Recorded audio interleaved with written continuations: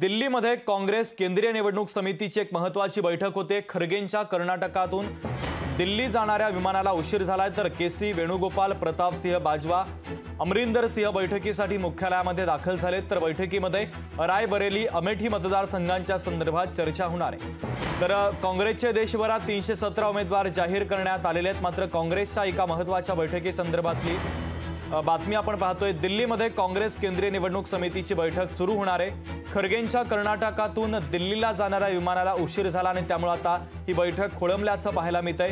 केसी वेणुगोपाल, प्रतापसिंह बाजवा, अमरिंदर सिंह बैठकीसाठी मुख्यालयामध्ये दाखल झाले।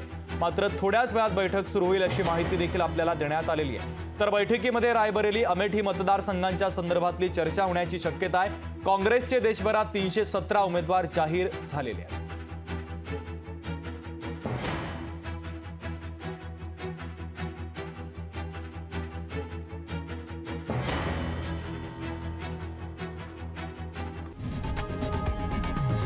लोकशाही मराठी ऐका, पहा, जागरूक रहा।